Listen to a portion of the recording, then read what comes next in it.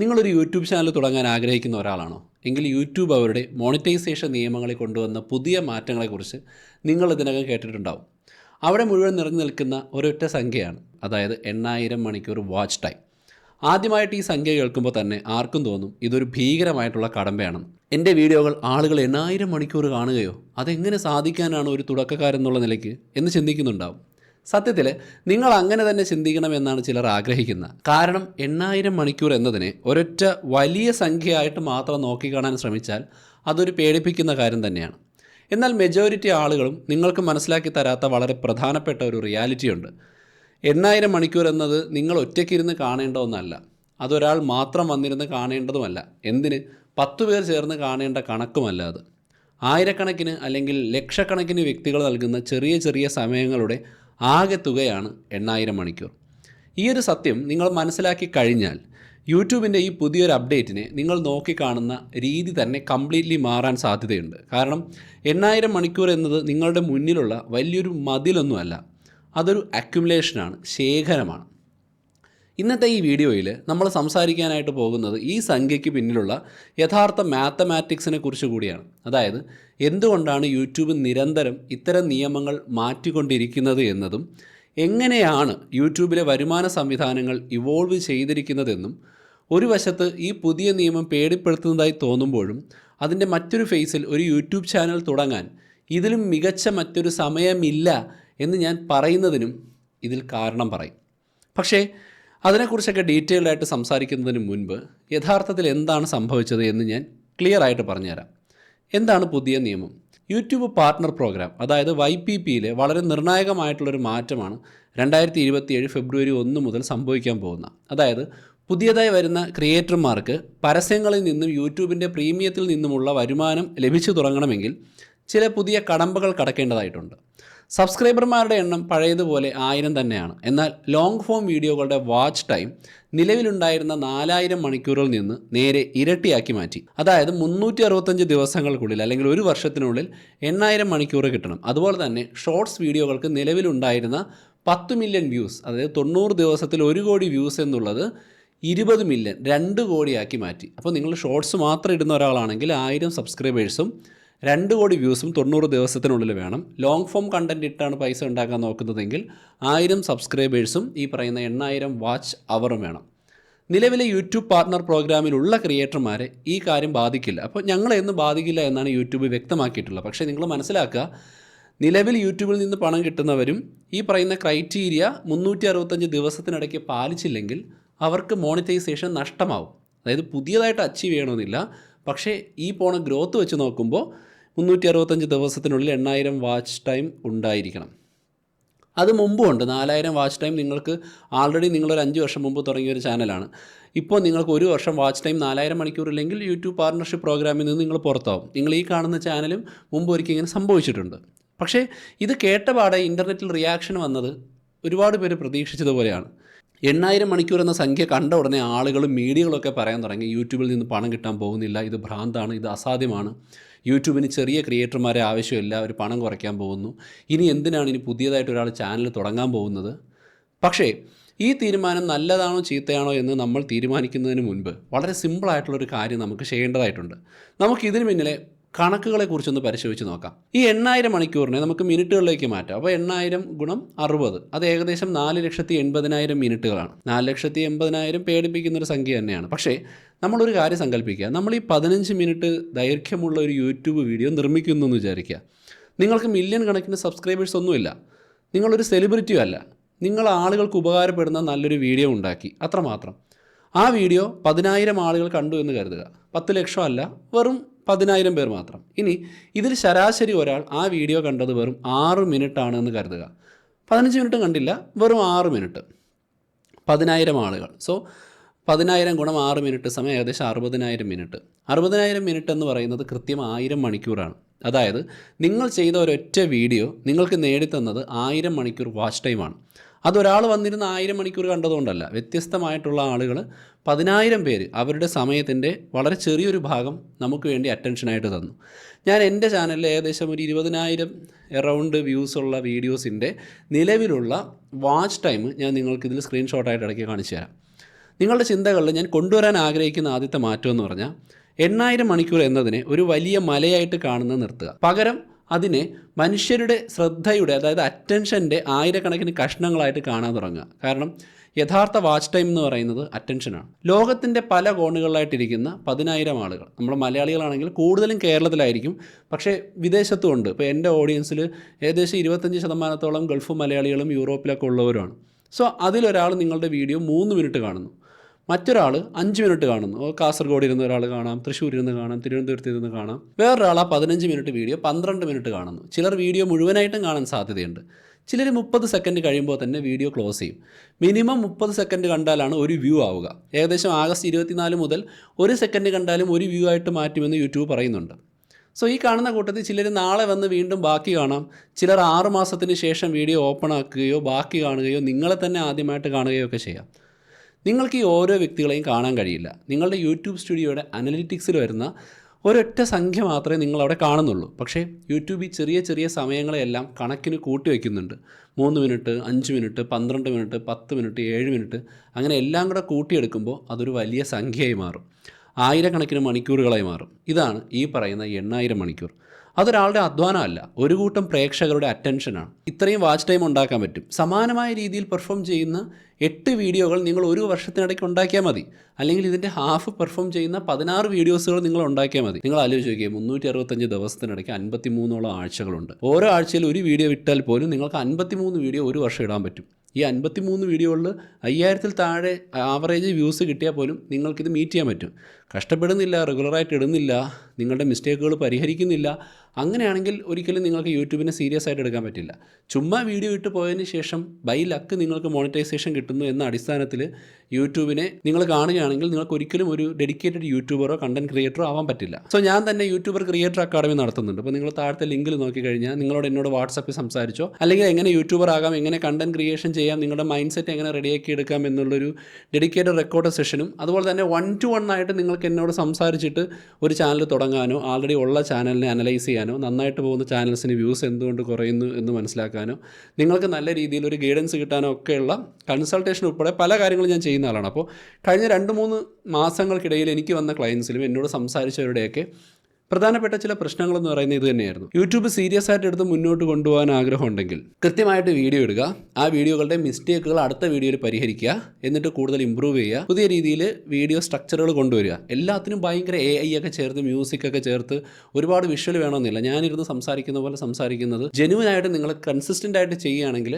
തീർച്ചയായിട്ടും നിങ്ങൾക്ക് ഗ്രോത്ത് ഉണ്ടാവും. അപ്പോൾ അത്തരത്തിൽ നിങ്ങൾക്ക് എന്തെങ്കിലും കോഴ്സോ 1-to-1 കൺസൾട്ടേഷനോ വേണമെങ്കിൽ എന്നെ കോൺടാക്ട് ചെയ്യാം. നിങ്ങൾക്ക് ഫെബ്രുവരിക്ക് മുമ്പ് മോണിറ്റൈസ് ആക്കി എടുക്കാൻ സാധിക്കുമോ എന്ന് നമുക്ക് അനലൈസ് ചെയ്യാൻ പറ്റും. സോ ഞാനിവിടെ പറഞ്ഞതെന്ന് വെച്ച് കഴിഞ്ഞാൽ ശരാശരി ഒരു 10,000 വ്യൂസ് കിട്ടുന്ന 8-ലധികം വീഡിയോകൾ ഉണ്ടായാൽ നമുക്ക് 8000 മണിക്കൂർ കവർ ചെയ്യാം, അത് ഒരു വർഷത്തിനിടയ്ക്ക്. ഓക്കെ, അങ്ങനെയാണെങ്കിൽ വാച്ച് ടൈം കൂട്ടാൻ നല്ല നീളമുള്ള വലിയ വീഡിയോ ചെയ്യാം എന്നല്ലേ? അങ്ങനെയല്ല ഇത് പ്രവർത്തിക്കുന്നത്. ഒരു 10 മിനിറ്റ് പറയേണ്ട കാര്യം നിങ്ങൾ 10-15 മിനിറ്റ് പറഞ്ഞാൽ അത് ആളുകൾക്ക് ഉപയോഗപ്രദമാവും. പക്ഷേ അതുപോലെയല്ല 60 മിനിറ്റ് വീഡിയോ. മോശമായി നിർമ്മിച്ച, വലിച്ചഴിച്ച, അനാവശ്യമായിട്ട് ഉൾപ്പെടുത്തി കുക്കിങ്ങിൻ്റെ ഇടയ്ക്ക് വീട്ടുകാര്യം, ട്രാവലിങ്ങിൻ്റെ ഇടയ്ക്ക് മറ്റു കാര്യങ്ങളും പറഞ്ഞുകൊണ്ട് ഒരു 60 മിനിറ്റ് നീട്ടിക്കൊണ്ടുപോയാൽ നിങ്ങളുടെ വീഡിയോ തകരുകയുള്ളൂ, ചാനൽ തകർന്നു. ഫോർ എക്സാമ്പിൾ 2 ക്രിയേറ്റർമാരെ സങ്കല്പിക്കുക. എന്ന് പറയുന്ന വ്യക്തി 60 മിനിറ്റ് നീളമുള്ള ഒരു വീഡിയോ ചെയ്യുന്നു. 10,000 പേര് അതിൽ ക്ലിക്ക് ചെയ്യുന്നു. വീഡിയോ വളരെ ബോറായതുകൊണ്ട് ആളുകൾ ശരാശരി 2 മിനിറ്റ് മാത്രം കാണുന്നു. അപ്പോൾ അവിടെ 20,000 വാച്ച് മിനിറ്റാണ് കിട്ടുക. ബി എന്ന് പറയുന്ന വ്യക്തി 10 മിനിറ്റ് വീഡിയോ ചെയ്തോളൂ, കാരണം 10 മിനിറ്റ് പറയാനുള്ള കാര്യമുള്ളൂ, അത് 20 മിനിറ്റ് ആക്കണ്ട. അതും 10,000 പേര് ക്ലിക്ക് ചെയ്യുന്നു. പക്ഷേ വീഡിയോ നല്ല മികച്ചതായതുകൊണ്ട് ശരാശരി ആളുകൾ 6 മിനിറ്റ് ചിലവഴിച്ചു. അപ്പോൾ അവിടെ 60,000 മിനിറ്റ് കിട്ടും. അതായത് ദൈർഘ്യം കുറഞ്ഞ വീഡിയോ ചെയ്യണമെന്നല്ല. നിങ്ങൾക്ക് 10 മിനിറ്റേ പറയാനുള്ളൂ എങ്കിൽ നിങ്ങൾ 10 മിനിറ്റ് പറഞ്ഞാൽ മതി. 15 മിനിറ്റ് പറയാനുണ്ടെങ്കിൽ 15 മിനിറ്റ് പറയുക. 5 മിനിറ്റേ പറയാനുള്ളൂ എങ്കിൽ അയ്യോ 5 മിനിറ്റേ ഉള്ളൂ എന്ന് വിചാരിച്ച് വലിച്ചു നീട്ടരുത്. അപ്പോൾ നമ്മുടെ വീഡിയോ എത്രത്തോളം പെർഫെക്റ്റ് ആണോ അതിനനുസരിച്ച് വാച്ച് ടൈം ഇരട്ടി കിട്ടും, വ്യൂസ് കൂടും. അതുകൊണ്ട് വലിയ വീഡിയോകൾ ഉണ്ടാക്കുക എന്നതല്ല, മികച്ച വീഡിയോകൾ ഉണ്ടാക്കുക, ആളുകൾക്ക് കണ്ടിരിക്കാൻ തോന്നുന്ന വീഡിയോസുകൾ ഉണ്ടാക്കുക, അവരുടെ അറ്റൻഷന് വാല്യൂ കൊടുക്കുക എന്നുള്ളതാണ് ഇവിടെ ഇമ്പോർട്ടൻറ്റ്. ദൈർഘ്യം എന്ന് പറയുന്നത് ഒരു അവസരം മാത്രമാണ്. അത്രയും പറയാനുണ്ടെങ്കിൽ ഉപയോഗിക്കാം. ആ അവസരത്തെ വാച്ച് ടൈം ആക്കി മാറ്റണമെങ്കിൽ ഓഡിയൻസിൻ്റെ ശ്രദ്ധയും താല്പര്യവും ഉണ്ടാവണം. ഇനി നമുക്ക് എന്താണ് റിട്ടൻഷൻ നോക്കാം. അതായത് എത്ര നേരം ഓഡിയൻസ് നിൽക്കുന്നു. നിങ്ങൾ യഥാർത്ഥത്തിൽ ഒരു വീഡിയോ ഉണ്ടാക്കിയാൽ പ്രേക്ഷകരിൽ നിന്ന് എന്താണ് ആവശ്യപ്പെടുന്നത്? ഇപ്പോൾ ഞാനൊരു വീഡിയോ ഉണ്ടാക്കി, നിങ്ങളത് കാണുന്നു, അപ്പോൾ നിങ്ങൾ പ്രേക്ഷകരാണ്. ഞാൻ ഈ വീഡിയോ പബ്ലിഷ് ചെയ്യുമ്പോൾ ഞാൻ അവിടെ ചെയ്യുന്നത് നിങ്ങളുടെ സമയം ഞാൻ ആവശ്യപ്പെടുന്നു, അതിന് ഞാനൊരു വാല്യൂ ഉണ്ടാക്കുകയാണ്. നിങ്ങൾക്ക് ഒരിക്കലും തിരികെ കിട്ടാത്തൊരു സാധനമാണ് ഞാൻ നിങ്ങളോട് ചോദിക്കുന്നത്, അത് നിങ്ങളുടെ സമയമാണ്. സോ നിങ്ങൾ മത്സരിക്കുന്നത് അവരുടെ കുടുംബത്തോടാണ്, വ്യൂവേഴ്സിൻ്റെ കുടുംബത്തോടാണ്, ജോലിയോടാണ്, സുഹൃത്തുക്കളോടാണ്. നമ്മളൊക്കെ യൂട്യൂബേഴ്സ് ആകുമ്പോൾ മത്സരിക്കുന്നത് നെറ്റ്ഫ്ലിക്സിനോടും ഇൻസ്റ്റാഗ്രാമിനോടും ടിക്ടോക്കിനോടും ഒക്കെയാണ്. അവരുടെ ഗെയിമിംഗ്, ഉറക്കം, ഭക്ഷണം കഴിക്കാനുള്ള സമയം, വിനോദത്തിന് വേണ്ട സമയം, അങ്ങനെയൊക്കെ സമയം തികയാത്ത ഒരാൾ അവരുടെ ജീവിതത്തിലെ 10 മിനിറ്റ് നമുക്ക് തരുന്നുണ്ടെങ്കിൽ അതൊരു ചെറിയ കാര്യമല്ല. അതിനെയാണ് നമ്മൾ അറ്റൻഷൻ അഥവാ ശ്രദ്ധ എന്ന് വിളിക്കുന്നത്. യൂട്യൂബ് പ്രധാനമായിട്ടും ഈ ശ്രദ്ധയെ അളക്കുന്നത് വാച്ച് ടൈം വെച്ചാണ്. അതുകൊണ്ടാണ് ആളുകൾ സ്റ്റോറി ടെല്ലിംഗ് ഉപയോഗിക്കുന്നത്. ആകാംക്ഷ ഉണ്ടാക്കുന്ന പല രീതി, എഡിറ്റിംഗ്, വീഡിയോ സ്ട്രക്ചർ, പീപ്പിൾ സൈക്കോളജിയൊക്കെ മനസ്സിലാക്കി അതിനനുസരിച്ച് പഠിച്ച് സാധാരണ വെറുതെ ചുമ്മാ വീഡിയോകൾ ചെയ്യുന്നവരേക്കാൾ മികച്ച രീതിയിൽ ചെയ്ത് നല്ല റീച്ച് ഉണ്ടാവുന്ന. ഇനി ഏറ്റവും വലിയൊരു പ്രശ്നം എന്ന് വെച്ചാൽ എല്ലാ ക്രിയേറ്റർമാരും ആഗ്രഹിക്കുന്ന, ഞാൻ എപ്പോൾ വീഡിയോ ഇട്ട് തുടങ്ങുന്നു അപ്പോൾ മുതൽ എനിക്ക് 1 മില്യൺ വ്യൂസ് വേണം എന്നുള്ളതാണ്. പക്ഷേ ഞാൻ ഇപ്പോഴും പ്രതീക്ഷിക്കുന്ന ഈ വീഡിയോ ചിലപ്പോൾ 10,000 പേര് തികച്ച് കാണണമെന്നില്ല. ഒരു വൈറൽ വീഡിയോയുടെ ആവശ്യമല്ല ഇവിടെ വേണ്ടത്. നമുക്ക് വേണ്ടത് ലൈബ്രറിയാണ്. നിങ്ങളുടെ യൂട്യൂബ് ചാനലിനെ ഒരു ലൈബ്രറി ആയിട്ട് കാണുക, അറിവിൻ്റെ ലൈബ്രറി. നിങ്ങൾ സമയം ചെലവഴിച്ച് റിസർച്ച് ചെയ്ത് ഉണ്ടാക്കിയ നിങ്ങളുടെ അനുഭവം പങ്കുവയ്ക്കുന്ന ഒരു വീഡിയോ ലൈബ്രറി. അത് നിങ്ങൾക്ക് ബാക്കിയുള്ളവർക്ക് തുറന്നിട്ട് കൊടുക്കുന്നു. നിങ്ങളുടെ ആദ്യത്തെ വീഡിയോ അതിലെ ആദ്യത്തെ പുസ്തകമാണ്, രണ്ടാമത്തെ വീഡിയോ മറ്റൊരു പുസ്തകമാണ്, നിങ്ങളുടെ 50ാമത്തെ വീഡിയോ വേറൊരു പുസ്തകമാണ്. ഓരോ സമയത്ത് ലൈബ്രറിയിൽ വാങ്ങിച്ചു വയ്ക്കുന്ന ഓരോ പുസ്തകങ്ങളായിട്ട് വീഡിയോസിനെ കാണണം. അപ്പോൾ ഈ ഓരോ വീഡിയോയും ഓരോ പുതിയ വ്യൂവേഴ്സിനെ അങ്ങോട്ട് കൊണ്ടുവന്ന് ബാക്കി വീഡിയോകൾ കാണാനുള്ള വാതിലുകളായിട്ട് മാറും. യൂട്യൂബ് എന്ന് പറയുന്നത് നിങ്ങൾ ഇന്ന് അപ്ലോഡ് ചെയ്യുന്ന വീഡിയോയെക്കുറിച്ച് മാത്രമുള്ള കാര്യമല്ല, നിങ്ങൾ ഇന്ന് വരെ അപ്ലോഡ് ചെയ്ത എല്ലാ വീഡിയോകളെക്കുറിച്ചും ഉള്ളതാണ്.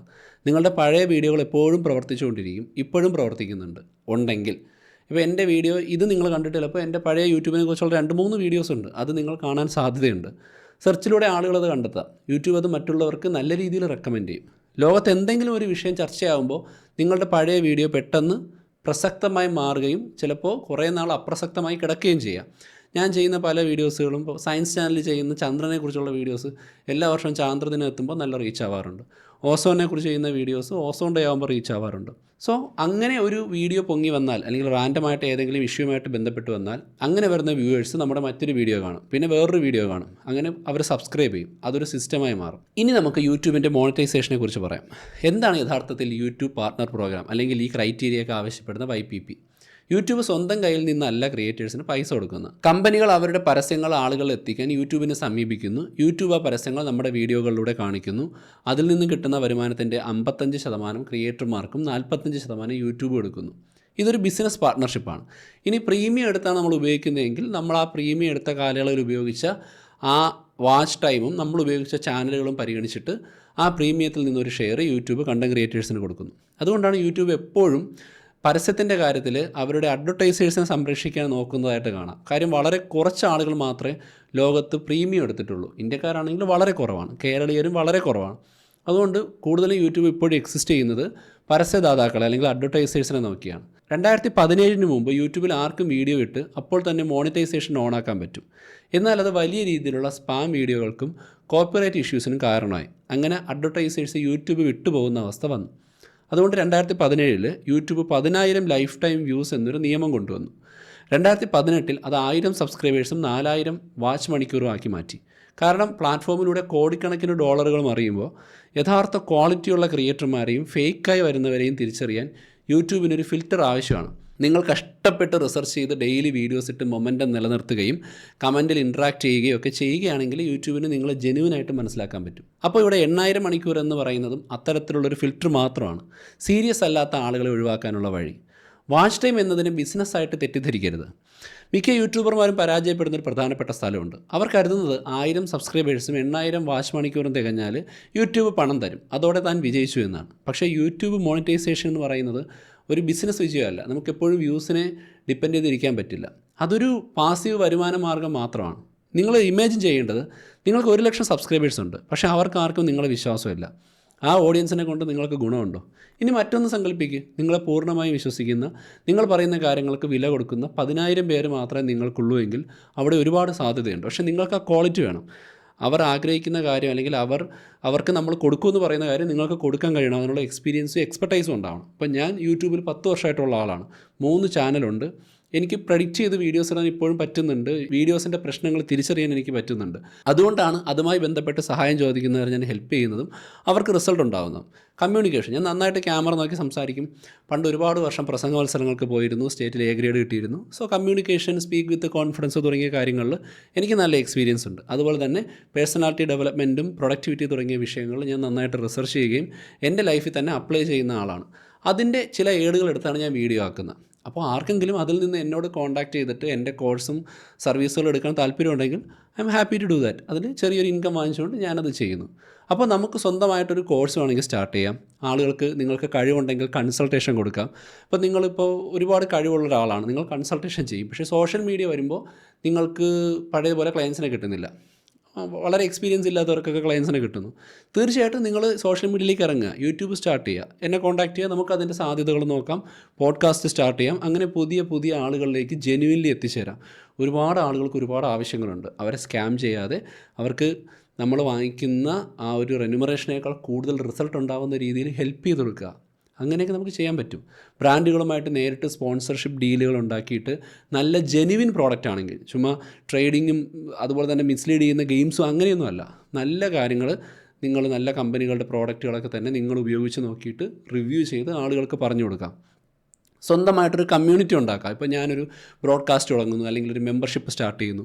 അതിനകത്ത് ആളുകളെ സഹായിക്കാൻ പറ്റുന്ന കമ്മ്യൂണിറ്റിയിൽ ചെറിയൊരു പേയ്മെൻറ്റ് വാങ്ങിച്ച് നമുക്ക് കമ്മ്യൂണിറ്റി തുടങ്ങാം.